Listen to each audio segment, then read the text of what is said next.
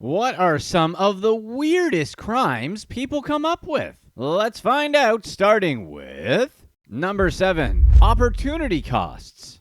Jennifer Whyte, a lady who was, shall we say, a professional of sorts, was offering her unique services to willing customers.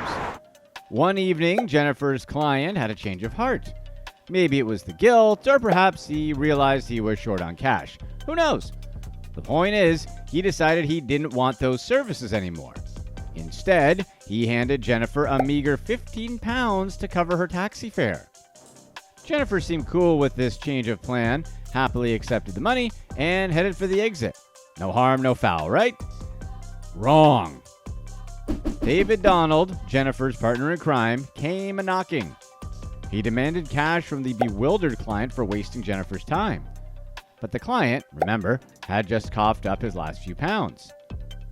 With Donald breathing down his neck, the client had no choice but to start transferring money into a bank account. Jennifer and Donald eventually left, and they'd made a clean getaway with their ill-gotten gains. But here's where they played themselves. The victim later realized his car keys had vanished, along with his BMW. Now, don't get us wrong, we're no criminal masterminds, but it would seem like stealing a car after you've just extorted someone seems like a one-way ticket to getting caught. And, wouldn't you know it, it was. Jennifer's DNA was all over the car's steering wheel and handbrake. There was no denying it. Jennifer managed to escape jail and was placed on a structured deferred sentence for 3 months. But the judge warned her that she could still end up behind bars if she didn't play her cards right during this probationary period. On the flip side, David Donald didn't fare quite as well. He was sentenced to 13 months. Number 6, Shoeless Joe? For 6 years, a sneaky bandit crept around a neighborhood in Australia, sticking to a roughly 15-mile radius. He had a peculiar preference for targeting shoes left outside people's front doors. Now, you've got to wonder, what kind of mental disorder makes someone sniff around only for shoes, especially stinky old work boots? Imagine coming home after a long day at work, kicking off your boots, and leaving them by the door. You'd think they're safe, right? Nope, not in this neighborhood. This guy was out there collecting work boots like they were precious gems. Eventually, the police arrested him, and when they raided his place and uncovered a stash that'll make your jaw drop, 2,416 pairs of stolen shoes. But they weren't even Jordans or anything cool. They were just your regular, everyday work boots and sneakers. Police assembled the footwear in Epping Memorial Hall in Melbourne, and victims were encouraged to come look for their lost boots. As for the alleged culprit, he's been hit with charges of theft and handling stolen goods. Now, the big question that's been baffling everyone, why on earth would someone do this? Number 5. Take me back. Abe Holmes, back in 2020, was a 20-year-old former college football player. He decided to pose as a homeless 14-year-old named Awan Thomas, conning a kind-hearted woman into taking him in. Abe started by convincing an unnamed woman from Milledgeville, Georgia, that he was a homeless teen in need of shelter. She took him in, being all kind-hearted and everything. Abe was enrolled in Baldwin County High School under his Awan Thomas alias. Virtually learning, of course, thanks to the pandemic. Just a few days into his scheme, Abe started acting up, so the woman kicked him out. So Abe decided he was taking his virtual learning tool, aka the school's laptop, with him. The woman tried to get the laptop back, but he refused. Things escalated, and she ended up calling the cops. The police showed up, and the Department of Family and Child Services got involved because Abe claimed he was a homeless teen. When they fingerprinted the 14-year-old Awan Thomas, it turns out he wasn't a kid at all. He was a 21-year-old who once had a shot at college football stardom. But that dream crashed and burned after he got caught up in some car break-ins. So why would Abe pull off such a bizarre stunt? Well, that's the million-dollar question. Maybe he thought high school was a blast, or perhaps he just wanted to relive those awkward teenage years? Who knows? In the end, no high school students were in danger, and Baldwin County just had to deal with this strange case of a grown-up pretending to be a teenager. Abe Holmes now sits in the Baldwin County Jail after being charged with giving a false name and making false statements on documents. Number 4. Way too nice. Imagine you meet someone through mutual friends, and they tell you they've got terminal brain cancer. You're kind-hearted, so you open your home and heart to this stranger, thinking they're on their last days. That's what happened to Linda and Steve Evans in Egg Harbor, New Jersey. They welcomed Kylie Whyte into their lives, believing she had limited time left. For over 5 weeks, they thought they were caring for a terminal soul. Every day, Whyte claimed she was off to medical appointments, but it turns out she was just going to babysitting gigs. At night, Whyte would pull out her best performance, moaning and groaning like she was suffering. She even posed as her own nurse, sending Linda text messages with instructions on how to care for her. The whole charade finally started to unravel when the Evans family heard whispers of a cancer scam involving a woman named Kylie Whyte in nearby Pittsburgh, Pennsylvania. That's when they decided enough was enough, and they called the police. Whyte ended up getting arrested just as she was returning from one of her make-believe appointments. She was charged with theft by deception and harassment. Turns out that Whyte had pulled off similar stunts before in Pennsylvania and New Jersey. Police said she preyed on the kindness of strangers, getting goods and services without ever facing the consequences. The Evans family spent around $1,000 on Whyte, but they say it was more the emotional toll that really hit them hard. Number 3. Students for Trump. John Lambert, who was fresh out of college, decided he was going to embark on a career in law, but he never actually went to law school. Lambert was just a regular guy. Well, as regular as anyone can be when they're starting a fake lawyer gig. He hailed from Knoxville, Tennessee, and created a website for a non-existent law firm called Pope & Dunn. To really sell the act, Lambert came up with his alter ego, Eric Pope, claimed to be a New York University Law School grad with 15 years of experience in corporate and patent law. And to add a little flair, he also threw in a finance degree from the University of Pennsylvania. But what's even weirder is that Lambert's scam wasn't even about raking in piles of cash. He did that too, but that's not what it was about. It was more about status, the allure of being a lawyer, and, well, maybe the thrill of deception. Lambert first gained notoriety when he founded Students for Trump, a group aimed at rallying young supporters for then presidential candidate Donald Trump. Lambert, along with a classmate, would regularly appear on TV and give interviews and ran the Students for Trump Twitter account. Lambert's legal escapades went on for 2 years, where he was providing legal advice, all while having 0 qualifications. This guy managed to swindle people out of $46,000. Of course, all cons have to come to an end eventually. Lambert got caught, and he didn't even put up a fight when he appeared in a Manhattan federal court. As part of his plea deal, Lambert agreed not to appeal any sentence of 21 months or less behind bars. He also had a kiss goodbye $46,654. When Lambert got arrested, his former buddies at Students for Trump wasted no time distancing themselves from him. They expressed their disappointment and fully condemned Lambert's actions. It seems that to Lambert, the scheme was less about getting money and more about the status that comes with being a lawyer. And while it's pretty cool to say that you're a lawyer, is it $46,000 and 21 months behind bars worth of cool? Number 2. Fajitas for cheap. A delivery driver for an unusual encounter when he arrived at the Cameron County Juvenile Detention Center with a hefty 800-pound load of fajitas. To his surprise, the kitchen staff at the detention center questioned the delivery. Why? Because they had never served fajitas to the young residents there. But the driver claimed he'd been making these fajita deliveries to the facility for about 9 years. So what's so strange about a fajita delivery? Well, the man behind this whole fajita fiasco was a guy named Gilberto Escamilla, an employee at the detention center. Escamilla had been on a 9-year joyride of ordering mountains of fajitas using county funds and then playing a rather lucrative game of let's sell these on the side. If you're going to smuggle something, why not choose something as delicious as fajitas, right? Escamilla's scam went on without a hitch until that fateful day when the delivery driver decided to spill the beans, so to speak. He called the detention center to give them a heads up about the incoming fajitas, and the staff knew something was up because fajitas weren't on the menu for juveniles. So they confronted Escamilla, and unsurprisingly, he confessed pretty quickly. You've got to wonder if he realized the gig was up when those delivery truck doors swung open, revealing the motherload of fajitas. The total value of the meat Escamilla had requisitioned and repurposed over 9 years? A whopping $1.2 million.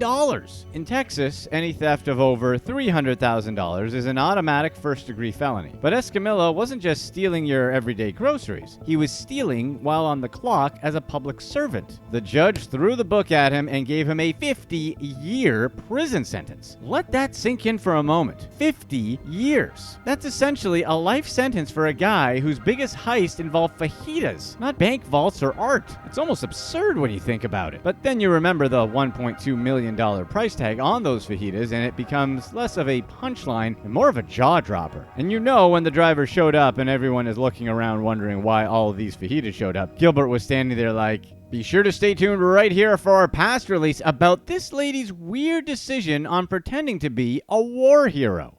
Number 1. Destroying money. In Australia, a group of alleged criminals devised an unusual scheme, smuggling damaged Australian coins back into the country and laundering them through smart ATMs. You might be thinking, who in their right mind goes through all that trouble for a bunch of coins? Well, these coins were worth over $1 million. Let's take a closer look at these coins for a sec. We're not talking about a treasure chest filled with shiny gold doubloons. No, these were just regular coins, but they'd been through the ringer, damaged, battered, and bruised. In fact, they were so beaten up that they were no longer considered legal tender. The gang's grand scheme involved turning these sorry-looking coins into crisp, clean bills. How? By feeding them to smart ATMs, those handy machines you use to withdraw cash or check your balance. Now, you might be wondering, why on earth would anyone go through such lengths for a pile of battered coins? Well, it turns out that the gang had quite the taste for the good life, and they were raking in some serious dough. They had made over $1 million in just 2 years. The financial wizards at the Australian Transaction Reports and Analysis Center noticed something fishy. They spotted an unusual influx of damaged coins entering the banking system. So the detectives decided to launch a team dedicated to finding out the source and destination of these mysterious damaged coin packages that were flooding into the country. Working hand in hand with the Australian Border Force and the Mint, they cracked the case wide open. Apparently, those sneaky coin smugglers had been shipping these coins into Australia, disguising them as belt buckles. But the trick didn't work. The police swooped in and seized another consignment at Port Botany. And guess what they found? 2 more bulk packages of damaged coins sealed up in rice bags. The arrests came next. A man and a woman were both hit with charges related to dealing with the proceeds of crime. The police allege that the two were part of a larger criminal syndicate. Apparently, the group was fraudulently obtaining damaged coins, smuggling them into Australia, and then slyly laundering them through smart ATMs scattered across Sydney. The money generated from this strange operation was funneled into multiple bank accounts before vanishing overseas. When the police came knocking, it seems like the pair didn't handle change well. To coin a phrase, the plan did make a lot of sense though, but now they're coin-fined once someone dropped the dime. They should have considered the consequences. Okay, we'll go now. 31-year-old Sarah Jane Kavanaugh wanted people to believe she was a decorated war hero. She created fake accounts and crafted an elaborate backstory about how she was a brave Marine who contracted cancer from exposure to burn pits in Iraq and Afghanistan. She used this narrative to convince generous folks to send her money for her supposed healthcare expenses. The only problem is that it was all based on a lie. Brave men and women in the U.S. military are granted honors and medals to commemorate their courage or sacrifice on the battlefield. According to Kavanaugh, she received 2 of the most prestigious medals given to service members, the Purple Heart and Bronze Star. The Purple Heart is the military's oldest honor, reserved for only the worthiest recipients. It's granted to individuals who were either wounded or killed during active duty, symbolizing the sacrifice of servicemen and women.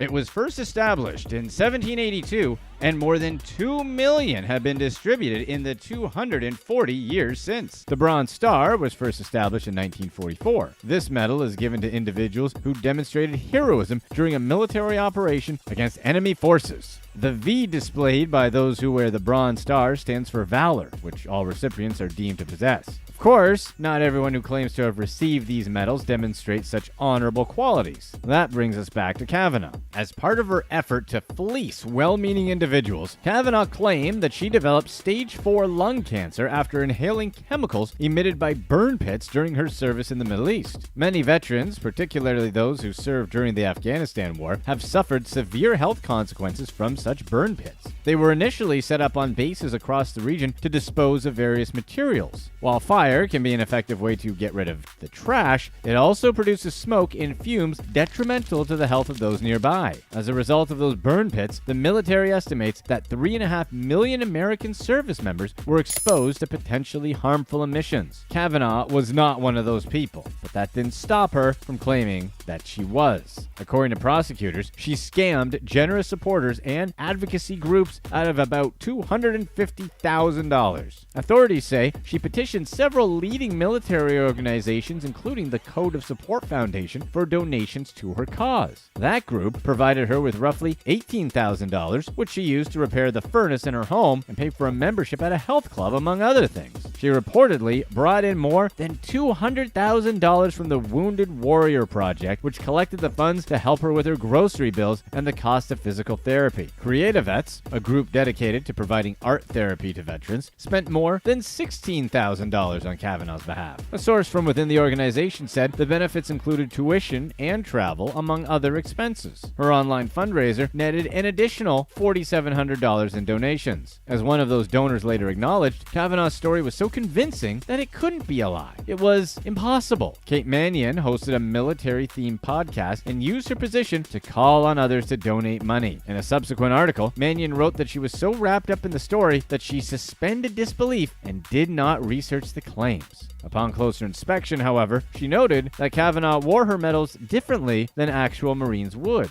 However, when faced with the prospect of helping a dying veteran, the host said that she didn't even look closely at any of that stuff, because she never imagined that anyone would make up such a story just to make a few bucks. Marine Major Thomas Schumann, who started the veterans group Patrol Base Abate, said Kavanaugh reached out to him and presented fake documents to back up her cancer claims. He met with her to discuss her situation and confirmed that she had created a fundraising account and repeated the same claims about her military history and illness. She recounted the supposed injuries she received in Afghanistan and lengthy recovery at medical facilities in Germany and the United States. She even told Schumann she had 2 years left to live. To maintain a lie like this one, Kavanaugh had to provide some evidence to back up her claims. She used her job at the Veterans Administration and her knack for weaving complicated lies to accomplish her shady goal. She was working at a VA medical center in Rhode Island when she got her hands on a discharge certificate for a Marine named Patrick Herney. Prosecutors say she forged that document to say she served in the Marines between 2009 and 2016. She altered the paperwork to indicate that she achieved the rank of corporal. She also replaced Herney's birthday and social security number with her own. Certain other identifying information, including a military ID number, were left untouched. As for the medals, Kavanaugh bought them from a military supplier in California. She put on a convincing act, including a speech she delivered in August 2021 at the Purple Heart Trail in her home state. Clad in a uniform adorned by the Purple Heart medal, she reflected on living life in a war zone. Addressing a crowd of veterans, she recited a poem she wrote about those who are unsure of how to exist in the world after leaving the military. Insisting that she could relate to that sentiment, she described herself as one of those veterans who wished to fly under the radar, who merely did what was asked when it was asked. After sharing her poem, Kavanaugh went on to share her supposed motivation. She described a fellow Marine who was injured during their service in Afghanistan. Upon being discharged and returning to the United States, she claimed that the individual took their own life. She also referenced the 11 other Marines who received a Purple Heart along with her, adding that some came home, some did not, but no one came home the same. As with any complex scheme, Kavanaugh's house of cards came toppling down. In early 2022, authorities looked into claims that she was falsifying information to perpetuate a scam. In addition to forging military documents, prosecutors say she also created fraudulent medical paperwork to reflect her fake lung cancer. Reports indicate that she even reached out to a veterans health advocacy group for assistance. However, staff at the Hunter 7 Foundation reached a dead end when they tried to verify Kavanaugh's Marine background. As the allegations against her piled up, she caved under pressure to resign as the commander of the Veterans of Foreign Wars in Rhode Island. At that point, her problems were only getting worse. A criminal complaint laid out the case against Kavanaugh, revealing a complex scheme meant to deceive and defraud organizations committed to helping actual veterans dealing with a range of serious issues. Prosecutors say she leveraged her ties to the VA to obtain a uniform and the prestigious medals. She was also accused of retrieving the documents necessary to forge evidence that she was being treated for lung cancer at the Dana-Farber Institute in Boston. After using an actual patient's identification and records, she allegedly submitted the documentation to Hunter 7 and claimed that she needed help paying her bills while battling the potentially deadly disease. A Marine who served around the same time as Kavanaugh brought the matter to the attention of the Hunter 7 Foundation. She would have known about Kavanaugh if she was as decorated as she claims. The administrators and members of a Facebook group dedicated to female Marines investigated the authenticity of the documents. Several people determined there was something fishy going on with the information. When officials got suspicious, they looked more closely at Kavanaugh's documentation, particularly the military ID number. Their research revealed the ID linked back to Herney, the actual Marine who served between 2011 and 2016 before taking on a civilian role with the Navy. He was able to add more context to the investigation by confirming that he had been treated at the VA hospital while Kavanaugh worked there. However, he didn't know who she was nor how she got her hands on his information. Prosecutors say the ID number was left untouched, but she altered the social security number on the forged documents. One glaring issue with her papers was that a release form signed in 2015 listed her discharge date as 2016. She identified herself as a Marine security guard on the same document, though there was no evidence that she had completed the necessary training. Even as she faced increasing heat from military groups, donors, and authorities, she maintained her innocence. She even agreed to an interview with the military news outlet Task and Purpose, during which she asserted that she didn't tell the Hunter 7 Foundation that she was a Marine veteran dying of cancer. Furthermore, she claimed that the organization contacted her initially, and she didn't send representatives any documentation painting her as an injured veteran. She says they wanted to know her story. She described the interactions as indirect, third-person referrals, and claimed that she had no idea the group planned to conduct a fundraiser to benefit her. As for the money collected on her behalf, Kavanaugh insisted that she wouldn't claim any donations from any charities. Attempting to distance herself from the allegations, she denied having any ties to the VFW in Rhode Island. She also evaded questions about whether she'd been installed as the commander of that post. VFW officials acknowledged that she'd been the post's commander before her resignation amid the growing scandal. Issuing public denials and stepping down from her post wasn't enough to keep prosecutors from pursuing her. U.S. Attorney Zachary A. Kuna said Kavanaugh's fraud was $241,000, which came from various organizations and individual contributors who found her GoFundMe page. The Hunter 7 Foundation confirmed that it had refunded any donations given to Kavanaugh. According to the group's executive director, the entire ordeal cost them more than just money. Chelsea Simone explained that Kavanaugh presented a heart-wrenching story that hijacked compassion. Everyone fell for her lies and gave her resources that could have gone somewhere else.